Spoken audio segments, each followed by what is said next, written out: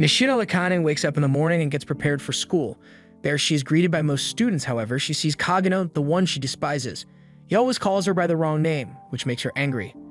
After school, Akane calls her driver, but he doesn't pick up as he was attacked by some men. She is forced to head home walking. On her way, she is kidnapped by the men that beat the driver. While she loses consciousness, she sees Kageno approaching. Later, Akane wakes up tied in some warehouse. The kidnapper tells her that she just needs to stay there, and once they get the ransom, she will be freed. Outside, Kageno observes the kidnapper and changes clothes and puts on a mask. Kageno then comes down from the roof window. The kidnapper pulls out a gun, but Kageno throws a piece of glass, injuring his arm and disarming him. The other kidnapper takes out a knife and attacks Kageno. Kageno manages to disarm the man, but still gets overwhelmed. Then he breaks the man's leg and beats him up. Kageno frees Akane and tells her to be more careful next time. The next morning, the news report that Kageno got hit by a truck and didn't survive. Kageno gets reborn as Sid, the son of Baron Kageno, an aristocrat living out in the boonies. He quickly understands the situation and feels there is magic in the air. The Kageno family has been making Dark Knights who can enhance their abilities using magic. The family has big hopes for Claire, Sid's older sister, who is quite talented. Sid grows up staying as a background character and doesn't draw any attention to him. However, at night he comes out and fights bandits. Using his slime sword, he easily kills the bandits and takes their gold and treasures. He also finds a cage with some rotting creature, realizing it's possessed and that it's magical overloaded. He takes interest in it and takes it home, where he shoots it with magic and does other experiments on it. After a month, he finally manages to contain the magical overload. The creature then returns to its normal form, a young, beautiful elf. Wondering what to do, Sid decides to put on an act. As the elf awakens, Sid states he broke her curse that has been put on heroes' descendants. He shows her a fiction book about 3 heroes who defeated Diablos and tells her it's actually a true story, and in his dying breath, the demon put a curse on them. He then explains that the cult of Diablos are plotting to revive the demon. While most people had forgotten about Diablos, Sid works in the shadows to stop the cult. He introduces himself as Shadow, he who lurks in the shadow and hunts shadows. Sid asks her if she would join him. She agrees and explains they need to find more heroes' descendants and expand their organization. Sid agrees and names their organization Shadow Garden and the girl Alpha. 3 years pass and Sid is now 13 years old. He practices with his sister, and while he can defeat her easily, he acts weak and lets her defeat him. Claire is now 15 years old, and at that age, the nobles start attending the Midgar Academy for Dark Knights. On the day Claire had a departure for the academy, she disappears. In those 3 years, Alpha had collected more members for their organization. Sid asked Beta where is Alpha, and Beta explains she is looking for clue to finding Claire. Beta explains that Claire is likely still alive and was kidnapped by a high-ranking member belonging to the cult of Diablos. At the hideout, Viscount Grease is holding Claire chained with magic sealing chains. He comments her father taught her good on how to fight, but Claire explains she learned all by fighting her brother. Grease notes that for just in case, they need to look into her brother too. In that moment, Claire breaks one of the chains and injures her right arm to free herself, telling him she will kill him if they touch her brother. Grease then knocks her out, and a man comes informing him that there are intruders. Grease attacks Alpha, but she has no troubles blocking his attacks and injures him, stating she won't kill him until they get answers from him. Seeing he is overwhelmed, Grease takes a pill that boosts his magic. He manages to push away Alpha and then breaks the floor and runs away. Alpha tells the girls there is no need to chase him as Shadow is after him. Meanwhile, Shadow is lost and doesn't know where the girls went. While walking around the tunnels, he encounters Grease. He attacks Shadow, who easily blocks his attack. Shadow then notes that he has more magic power than Alpha. Grease takes more pills and buffs himself even more. Shadow manages to block his attacks, and then using large amount of magic, he cuts down Grease. The next day, Claire returns home in a bad mood. Her wounds heal overnight and she departures for the academy. Sid is eager to go to the academy himself, but he has 2 more years and needs to give the girls some work. However, Alpha tells him it's time they leave him, which leaves him shocked. Alpha told Sid that Cult of Diablos is an enormous organization that runs on a global scale, and in order to fight it, they needed to split. When Sid turns 15, he enrolls in the same school as his sister in the royal capital of Midgar Kingdom. 7 months into his academy life, Sid continues to live as a background character and make friends with Skeletal and Potato. Arriving at school, they see the girl in question, Princess Alexa Midgar, who rejects another guy's confession. However, Sid is excited about it, wanting to experience such confession as a background character. That evening, he goes to confess to Alexa. Shaking and muttering, he feels he did a great job as a background character confession. However, to his surprise, she accepts, stating she was waiting for someone like him. The rumors quickly spread and people start to wonder who is Sid and what's so great about him. Later, Sid joins Section 1 team, where their advisor is Zenon, the official royal fencing instructor. Alexia tells Zenon that she is Sid's girlfriend now, who tells her that won't change the fact that she is betrothed to him, even if it's still a public secret. Sid then realizes what is going on. After that, Sid asks Alexia that she just wanted someone to help her get out of the engagement with Zenon and choose a low-class aristocrat, whom she could easily control. As she confirms, Sid states he doesn't want more attention and isn't interested in being mixed up in her problems. Alexia tells him that's a bit cold from him, as she knows he fake confessed to her, since his friends easily told her everything. Alexia wants to continue the boyfriend act until Zenon gives up. She takes out and throws a gold coin. While riding the train, Alexia tells Sid that he has the fencing basics, but nothing more than that, yet she can't take her eyes off him. Alexia reveals she always wanted to be as good as her sister. She didn't have what her sister had and decided to become stronger by herself. The train stops and Alexia leaves, telling Sid goodbye, making him guess this is the end of his unwanted relationship. The next day at the school gate, Zenon and two other men stop Sid and his friends. Zenon states Sid should know that Alexia didn't return to her dorm last night, and they are investigating it as a potential kidnapping. Since Sid was the last person seen with her, he is their first suspect. Elsewhere, Alexia wakes up chained in a cell. She sees a humanoid monster in the next cell. A man then shows up, excited to get royal blood. She wonders why her blood, and the man states it's demon blood and he will resurrect the demon. Meanwhile, Sid is being beaten and interrogated about the princess location. He gets excited as he finds this such a classic minor character interrogation and decided to act properly so they don't outshine him, and starts yelling and crying that he doesn't know anything. Zenon meets with Iris and states he feels responsible for Alexia's kidnapping. Since it's been 5 days, Iris decides to release him, but orders that they keep track of him. After Sid is released, he goes home. Alpha shows up as well and explains that their organization is growing and they have been gaining more information on the cult. Alpha explains that Alexia was kidnapped by the cult due to her blood and they are investigating it. Before leaving, Alpha also tells him that Delta is here and she has been missing him. Sid sets his eminence in Shadow Room. A bit later, Beta shows up. He tells her the time has come. Beta gets excited and explains that they have gathered all available people in the capital, 114 people, a number which surprises Sid. Beta explains that they plan to launch simultaneous attacks on all sect hideouts. As she explains the girl roles, Sid stops her, giving her a letter and stating that he will be taking Delta's spot. The Shadow Garden then start their attack. The doctor rushes to Alexia. As he injects the disfigured creature, it becomes much larger and stronger and kills the man. To Alex's surprise, the monster then cuts her chains and frees her.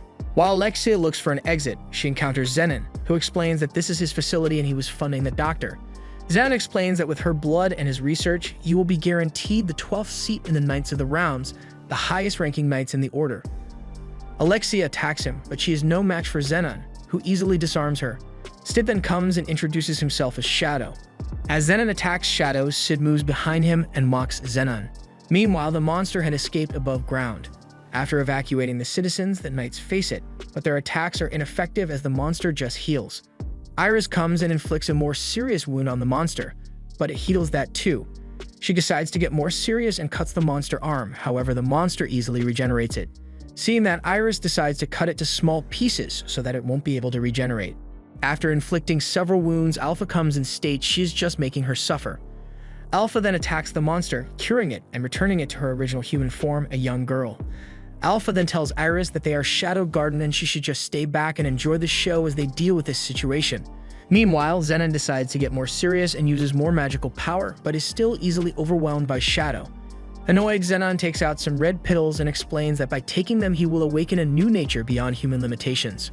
Zenon then takes the pills and transforms, stating he is the third awakened. Having far more destructive power than before, Zenon attacks Shadow, however, he easily blocks him once again. He then sets a magic circle around Zenon, which surprises him how powerful it is. Shadow then tells him to witness his almightiness as he uses his almighty power. He then chants, "I am atomic." A huge explosion then occurs, leaving a large crater in the middle of the city. Alexia finds herself unharmed in the middle of the crater. Iris sees her and comes down, hugging her and states she is glad that she is alive. Sometime after that, Alexia returns to school and she tells Sid of what happened. They were pretending to be a couple, but now Zenon is dead. Alexia wonders if Sid wants to keep the relationship going, but Sid refuses. That shocks Alexia, who then attacks him. The Shadow Garden girls are excited about how powerful Shadow is and how all of their enemies will one day vanish from his light, just like Zenon. However, they have one issue. Someone has been pretending to be from Shadow Garden and delivering justice. They are covering their tracks well, but Gamma is sure they will catch them. Iris now knows about the cult and Shadow Garden. She knows that Zenon was follower of the cult, and because of that, she doesn't trust the Knight's Order. She trusts Glenn and Marco, and decides to form a new investigation team with them. Iris reveals they have found an item, but need to find someone who can decipher its functions. Iris shows an artifact they found in the hideout of the cult. However, as they can't decipher it, she asks Sherry, the most brilliant mind in the kingdom, if she can decipher it. Her father, Lutheran, encourages Sherry to do it. Sherry accepts, and Iris decides to assign the Crimson Order to keep watch on them. Sid, Skell, and Poe go to the store, but the line is so big that they have to wait 80 minutes for their turns. While waiting, a worker from the store asks Sid if he can come with her and answer some survey. As Sid enters the store, he feels it's like a department store from his old world. Sid is eventually taken to a throne room in a house above the store building. Sid then sees Gamma next to the throne and figures at her store. She confirms and states she recreated it from the wisdom Sid shared with them. Gamma invites Sid to sit on the throne, and as he sits, he feels like a king. Sid guesses she is making money, and Gamma confirms, stating she has several franchises around the cities and that they even use mail orders for remote areas. Gamma introduces Nu, their newest member of the Numbers, and explains that Alpha acknowledged her skill. Sid tells her that he will call her if he needs her. Sid and his friends then rush heading home. Hearing something, he stops and tells his friends that he needs to poop right away and tells them to go before they see him shit himself. Sid then goes in the back alley where he heard Alexei fighting, but is surprised to see her fighting some men who claim to be from Shadow Garden. They manage to injure her, but Sid shows up as Shadow and kills one of the men and tells the others that they will also pay for impersonating Shadow Garden. Shadow follows the men and kills one of them. Nu then shows up and congratulates Shadow on finding them that fast and requests that he leaves the rest to her, and she will get information from the remaining man.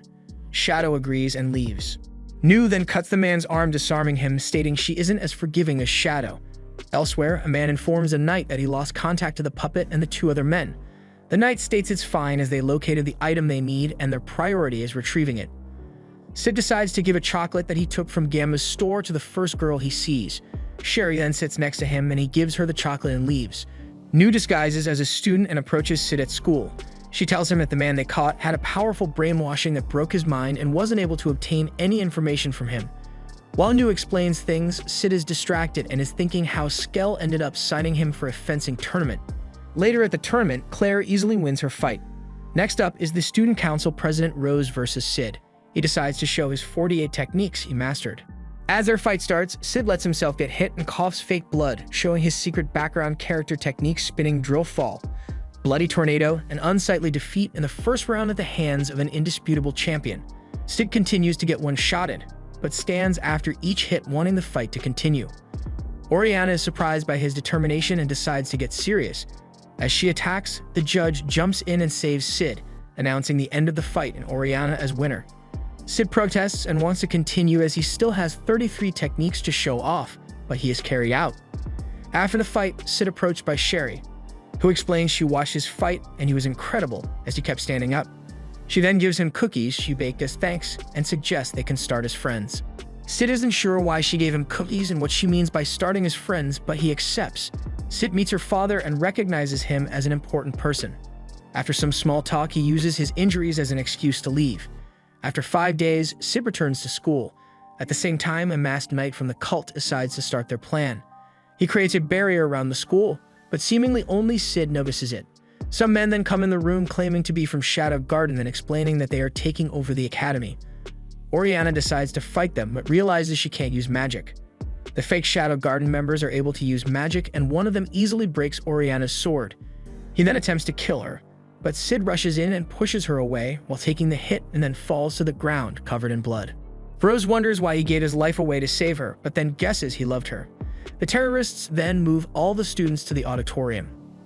Sid starts hitting his heart, and as it starts beating again, he wakes up. He reveals it was his secret technique where he stops his heart for 10 minutes. Rex enters Sherry's room and explains his job is to retrieve the artifact, and once he is done, he is allowed to wreak as much havoc as he wants. Rex then sees the artifact in Sherry's hands, but as he attacks her, Glenn stops him. While Glenn and Marco keep the terrorists busy, they let Sherry run away. Sid observes the movement of the terrorists and is quite excited about the whole situation. He decides to show up at night and smacks quite a few of them, so that he makes his grand appearances easier. He notices a girl running and almost begging to be captured and realizes she is Sherry. While she moves around, Sid ends up taking out several terrorists, saving her from being captured or detected. Sherry ends up tripping on the stairs and falls, but Sid captures her. Sherry finds the book she was looking for and explains that the artifact Eye of Avaris is the one that blocks their magic. Once the artifact had absorbed all it could absorb, it will release all the stored energy at once. Sherry guesses that the artifact is somewhere nearby, and if it releases all the energy, it will blow up and kill all in the auditorium. Sherry plans on using the basements and reach the auditorium. Once she is close to the Eye of Avaris, she will activate another artifact and stop the Eye of Avaris from exploding. However, she left all her tools needed to fine-tune this artifact in her room. Sid then states he will get them for her and leaves her. Rex is walking with 4 men to find Sherry, but in an instant, he ends up losing them. Sid then hits him before Rex manages to react. Sid proceeds attacking Rex and eventually takes him in a classroom with each seat taken by a dead terrorist. Sid attacks Rex again and kills him. After, Sid then brings the necessary tools to Sherry, who starts fine-tuning the artifact. Without magic, Iris is unable to do anything and is forced to stay outside the academy. Meanwhile, Sherry fine-tunes the artifact and is ready to head into the tunnels. But before they step into them, Sherry recalls seeing the death of her mother as a child. Sherry reaches the auditorium and seeing the cult knight holding the Eye of Avaris, she activates her artifact and disables the magic blocking field. In that moment, Rose attacks one of the terrorists, stating their magic is back, and the students start fighting back. As the fight starts, Sid comes from the roof with other Shadow Garden members and engages the terrorists. The cult knight leaves but activates a system that causes the auditorium and the rest of the school to burst into flames. The cult knight burns some books. Sid appears and wonders why Lutheran is dressed like that. The cult knight removes his helmet, revealing he is indeed Lutheran, and wonders how Sid knows that, but Sid states it was obvious from the moment he saw him. Sid wonders why he did this. Lutheran explains that once he reached the top of the sword-fighting world, but soon he became sick. He easily lost the glory he fought hard to attain and started searching a way to cure his disease and found potential in a certain artifact. He funded Sherry's mother research and eventually found the artifact he longed for. However, Sherry's mother stated the Eye of Avaris was dangerous and wanted to give it to the government for safekeeping. Lutheran then killed Sherry's mother. Sherry didn't see him there and never realized it and continued her mother's research. Sid and Lutheran then face each other, but in an instant, Lutheran cuts Sid and he falls through the window. A moment later, Shadow comes. Having experience with strong fighters, Lutheran immediately notes that he knows he is at disadvantage against Shadow. Not wanting to waste time, he pulls out the Eye of Avaris and the Control Unit artifact and explains that when you combine them, their true value shows. As he does, he starts overflowing with magical energy and feels reborn. Lutheran then starts attacking Shadow. However, Shadow easily blocks his attacks without even moving from his spot. Shadow then disarms Lutheran and proceeds stabbing his limbs. He then recalls how Lutheran stated he killed Sherry's mother and stabs him the same way and kills him. In that moment, Sherry arrives and sees her dead father and starts crying over his body. Shadow notes it's better if he doesn't tell her about her mother and just leaves. The academy gets closed for an earlier summer break. Sherry thanks Sid for his help the other day. She tells him that she decided to go study abroad. She needs to do something but can't do it at the moment with her knowledge. Elsewhere, Iris and Alexia visits Gamma's store to prepare for Alexia's trip to the Sacred Land as a special guest for the goddess's trial. Alexia intends to use the opportunity and speak with Archbishop and looks into dark rumors about corruption and missing orphans. After the terrorist attack, Rose heard that Sid is alive and rushed to find him. She found him covered in bandages and states he must have survived by his deep love to her. Later, Sid and Rose are traveling together in a train towards the Sacred Lands. Rose guesses that Sid is there to take on the goddess's trial. Sid is not sure but guesses that Alpha sends him for that and confirms it. Rose then explains that those that receive the goddess blessings may even marry a princess, and if he gets it, she will speak with her father about the young brave man. Reaching Lindworm, Sid sees some keychains of a sword piercing a left demonic arm. Rose explains that according to the legend, the hero Olivier cut off the left arm of the demon Diablos. Walking around, Rose notices a signing event of the author Natsume. Rose is a big fan of hers and they line up. Sid then checks some of her books and sees titles like Romeo and Juliet. He gets surprised when he sees Beta is Natsume, who used his wisdom to get herself famous. Beta signs a book and gives it to him, stating it contains all the details of the mission. Alpha is next to Archbishop Drake's dead body and wonders what he was hiding that they even killed a man of his high status. While in Lindworm, Sid goes to a hot spring. Unexpectedly, Alexia is already there too. He wonders why she is in Lindworm, and she explains she is a special guest for the goddess trial. Alexia asks Sid the same question, and Sid explains that a friend invited him, telling him that there is a fun event. Sid guesses it's the goddess trial, but wonders what exactly is the event. Alexia explains it's an annual event of the fighting ritual. Ancient warriors awaken and come out from the sanctuary to compete against challenges.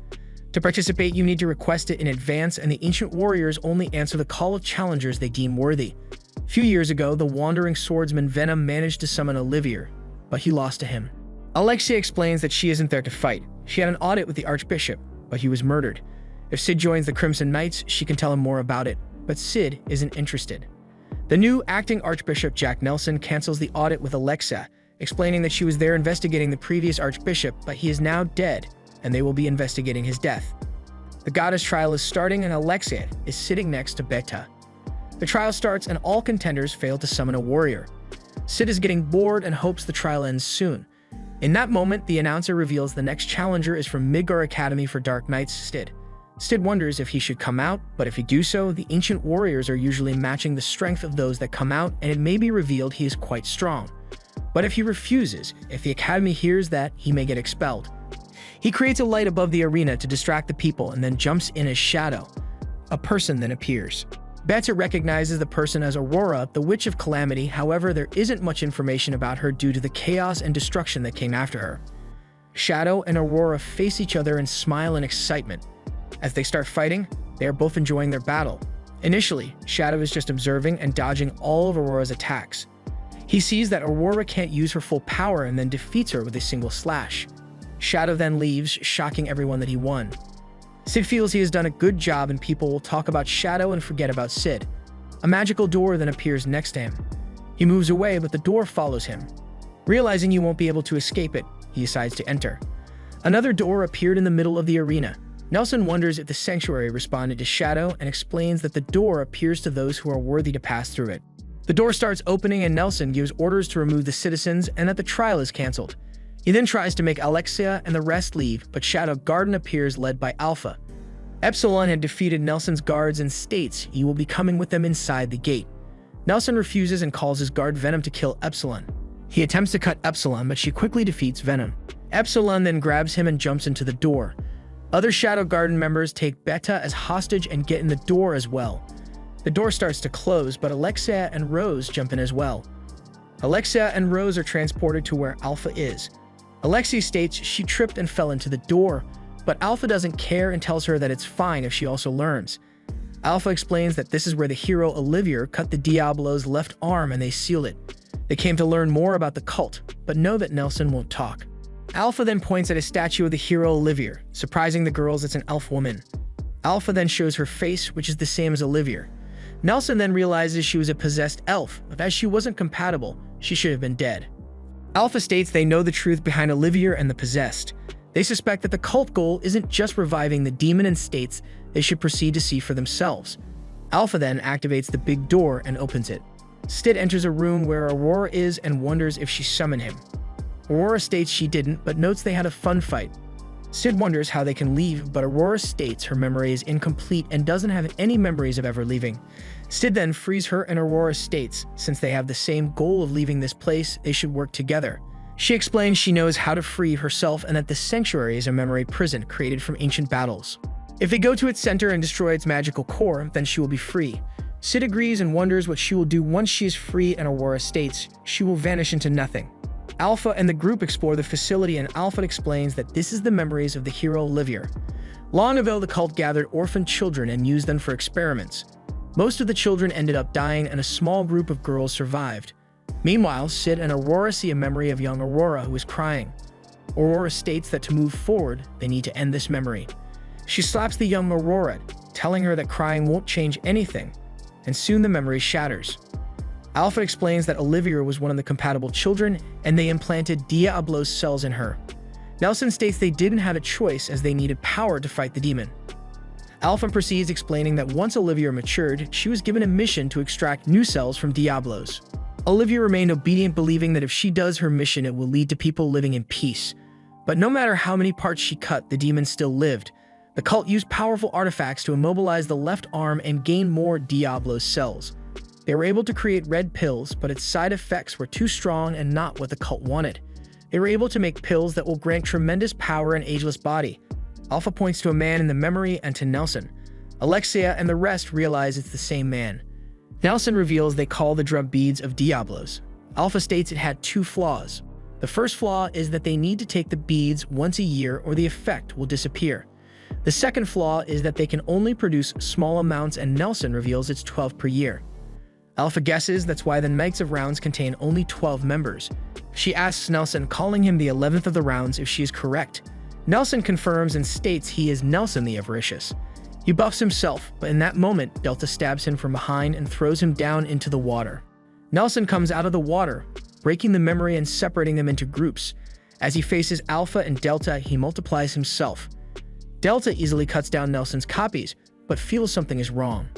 Nelson explains that the closer they are to the center of the sanctuary, the more their power is drained. Alpha adds that at the same time, the closer is Nelson to the center, he gains more power. Sid and Aurora reach another memory, a battlefield with many casualties. They find young Aurora crying again, and Aurora takes Sid's sword, wanting to kill her to end the memory. However, as she gets close, the dead start attacking them. Aurora explains that the sanctuary is rejecting them. Sid wonders what will happen if Aurora dies, and she guesses she will return in the first room where they met. Epsilon's group find an archive with information about the possessed and realize this could have happened to them too if they didn't met Shadow. Etta had created Polaroid cameras based on information from Shadow, and they take pictures of the information. Sid and Aurora are easily defeating the zombies, but as more are coming, Sid goes and kills the young Aurora, ending the memory. The two then reach the center of the sanctuary. Aurora tells Sid that they need to destroy the magic core, which is on the other side of the door. Sid considers cutting the chains and the door, but feels the sword will break. Aurora notes there should be a key. There is a sword in front of the door, and Aurora explains it's written on it that it can cut the chains. Looking at it, Sid is sure he won't be able to pull it out from the ground. As he attempts and can't pull it out, he confirms, stating it must be drawn out by the Chosen One. Watching Delta fight Nelson, as Delta defeats another clone of Nelson, the memory breaks and Nelson is surprised she managed to defeat over 100 copies without even breaking a sweat. Nelson then sees a statue of Olivia and calls for Olivia to come.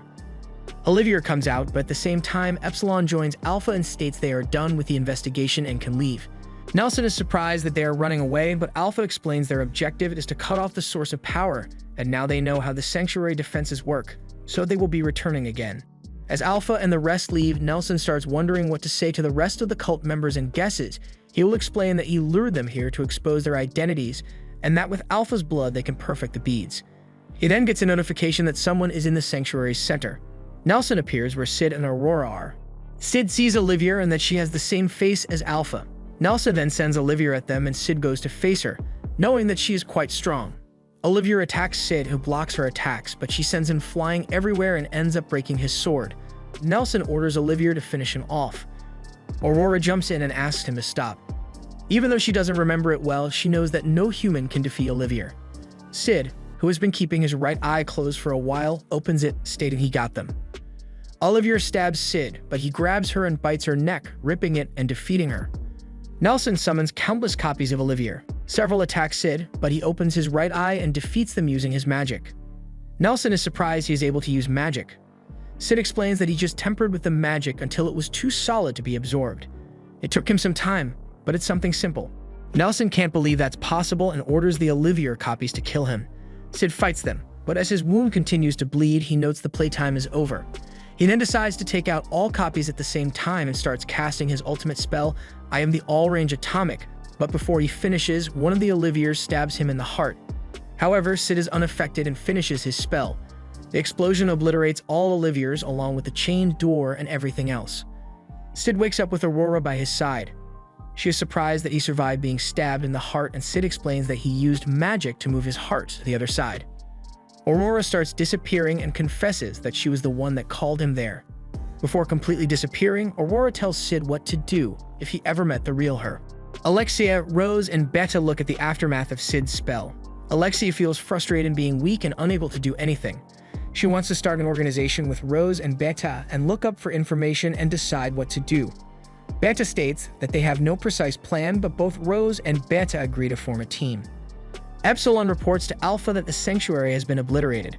The Holy Sword vaporized along with the magical core. Epsilon also confirms their theory that Aurora has another name, the Demon Diablos.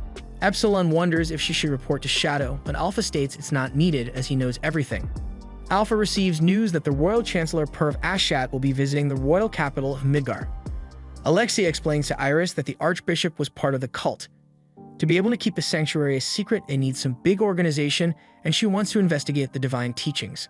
Iris had suggested the same thing to their father, but he told them to not do anything.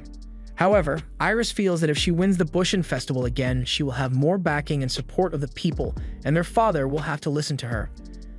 Alexia wonders if the cult or Shadow Garden will get involved, but Iris is sure of her sword skills. Iris notes to herself that her Crimson Knights lost their strongest members and probably won't be able to rebuild them. The Knight Order was supporting her, but she guesses they hate her as she took their strongest members and let them die. Iris feels she needs to win the tournament and show them a path. Elsewhere, Rose is training, however, she feels strange and demonic possession appears on her chest. The Bushin Festival begins and strong warriors from all over the world begin to gather. Seeing them, Sid also wants to enter the tournament with a weak-looking character. Sid visits Gamma and asks her to help him with a disguise and enter the Bushin Festival. Gamma uses a special slime gel that will help him conceal his face and shape. Sid agrees and Gamma turns him into mundane. A girl named Ana Rosa, who managed to summon an ancient warrior at the goddess trial, sees Sid in his mundane character. Looking at his cheap gear and sickly body, she states he is an amateur and warns him to not participate in the festival. Sid tells her to not judge a book by its cover and that he doesn't need her help. He walks away smiling that his disguise works. He is immediately stopped by Quentin, who tells him he needs to take her advice. Sid states that he is at least stronger than Quentin. That angers Quentin, who picks up Sid and punches him into an alley. Sid leaves, which surprises Ana Rosa that he isn't hurt.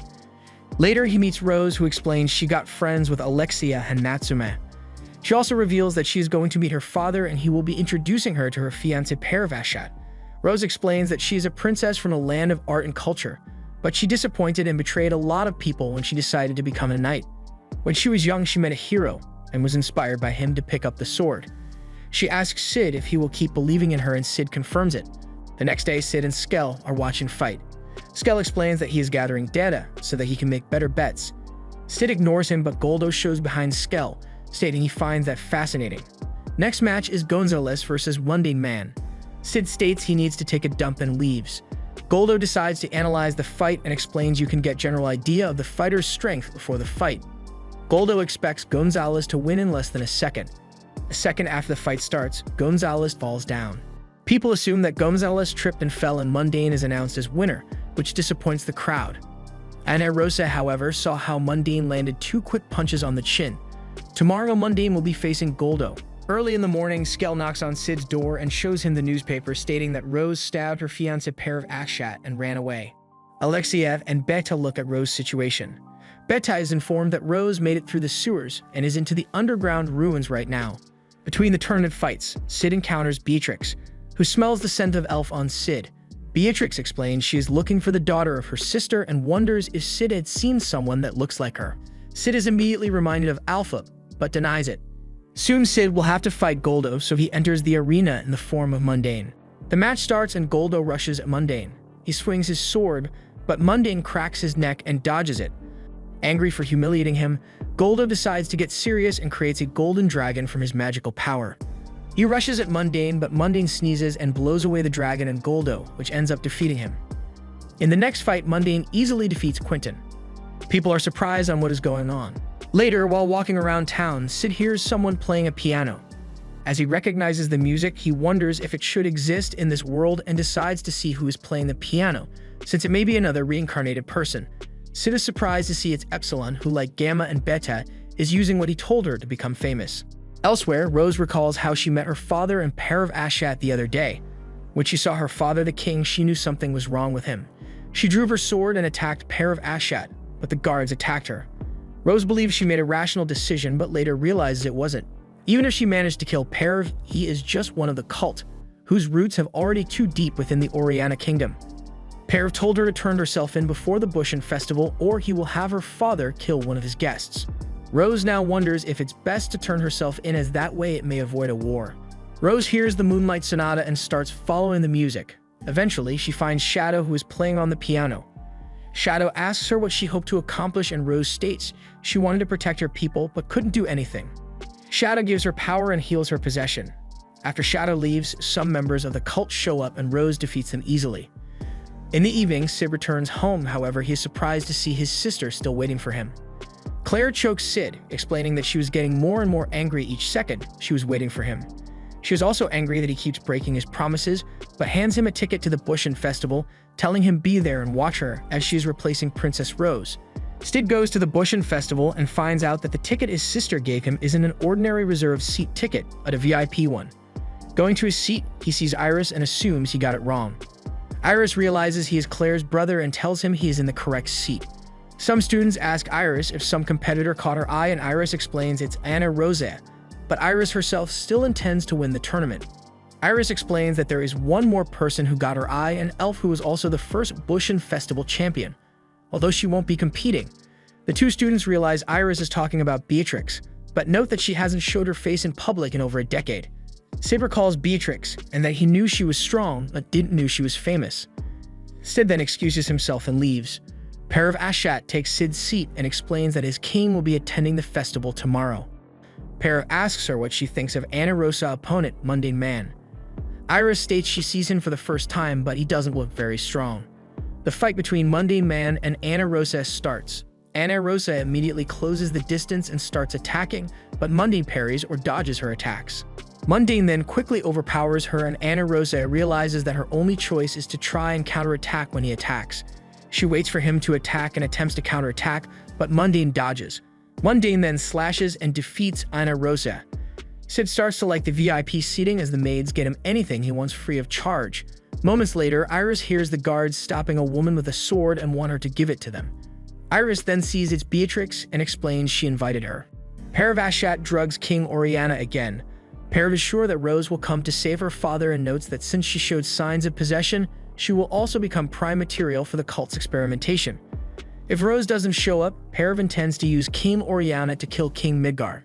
Perev plans to make the new king of Midgar his puppet and guesses the best time to move is during Iris' match. However, he is worried about Mundane Man as he couldn't find anything about him and worries that he could be quite dangerous.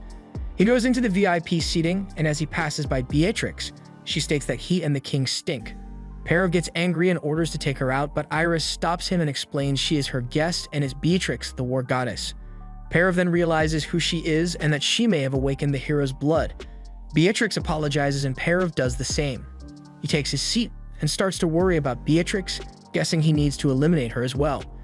He also wonders if he will be able to assassinate the king of Midgar, but states it will all go normal if Rose shows up. Claire wins her fight and Iris heads out for a match against Mundane Man. As their fight starts, Iris feels that she loses her head and jumps backwards in fear. She is surprised but gathers herself and stands up. In that moment, she feels she is losing her leg and realizes that the entire arena is in Mundane's striking range. Iris keeps feeling that she is losing limbs from Mundane's attacks. Iris gets angry and attacks, but in that moment she realizes that Mundane isn't even holding his sword. Mundane then pushes her sword away and grabs her by the throat and takes her down. Placing his sword at her neck, he wonders what is wrong as they are just starting. Perev can't believe that Iris lost without being able to make a single move. Rose then shows up and apologizes to her father. Rose cries and jumps at Perev, who then uses the king as his shield. However, Rose proceeds and stabs him. Perev is shocked at how easily she killed her father and gets angry. He then sees Rose holding her blade against her neck and orders his men to stop her. Mundane then comes from the window, asking if that's the choice Rose made. Mundane then states it's time to reveal himself and turns to Shadow. Shadow tells her that her fight isn't over. Rose then stands up and leaves. Perev wants to stop her, but all of his men are already defeated by other Shadow Garden members. Beatrix then states she will do it and jumps at Shadow. As they clash swords, Perev uses the chance to escape. After Mundane Man goes into the VIP seating and reveals his true appearance, Iris realizes that he is Shadow. Shadow is fighting Beatrix, however he starts moving so fast that she barely manages to notice him. Iris shows up and states she wants to join the fight. She draws a blade and Shadow realizes it's a mithril blade with ancient runes, surprising him that she intends to use an artifact. Their fight continues through the city and the two manage to push him towards a construction on a building. Shadow then takes 2 crowbars and blocks both Iris and Beatrix's attacks. Meanwhile, Rose had escaped the stadium and wonders on what to do next. Alpha shows up and tells her that she has 2 choices, to continue fighting alone or to fight alongside Shadow Garden. Thinking for a moment, Rose decides to join Shadow Garden. Back to the fight. As they keep fighting, they reach a tower where Shadow gets behind Beatrix, but she blocks it easily, noting that she got used to his attack. Shadow congratulates her, stating that in sword skill, they are almost equal, however her use of magic isn't as good. Iris tells Beatrix that she will immobilize him even if it costs her life, and then Beatrix can take him down. Iris attacks Shadow. As she swings her sword, she lets it go and attempts to grab Shadow, however, Shadow kicks her in the chin with his knee. Beatrix finishes charging her attack and attacks. She knocks Shadow's sword, but he dodges her attack and then grabs and slams her over Iris. Shadow attempts to leave, but the girls manage to stand up and Iris tells him that by now every knight in the city should have been mobilized. He has turned the whole kingdom into his enemy and there isn't a place he can run to. However, to their shock, Shadow starts laughing maniacally and then states he ain't running as there is no reason to. He activates his power, covering most of the city, and states that the playtime is over. Shadow starts casting his I Am Atomic attack, but stops before the end and leaves. Seeing that, Iris drops on her knees and cries. Sherry read on the newspaper that the demon Shadow was chased away by Iris and Beatrix. Rose is still missing after she killed her father. In Oriana Kingdom, Mordred conveyed his disappointment with Periv, to the point where he was forced to beg his superiors forgiveness for his failure. Periv also told his superiors that as long as the cult holds the royal family, Rose won't be able to stay hidden. Beatrix leaves the city, disappointed she couldn't find the one she was looking for. Elsewhere, Rose and Alpha reach the Cognum domain. Alpha then explains they are heading past the mountain and deeper into the woods. Rose is surprised as magical beasts infest the region. Alpha explains that when Shadow visited the mountains, he battled the Mist Dragon. The dragon lost and dubbed Shadow ruler of this realm.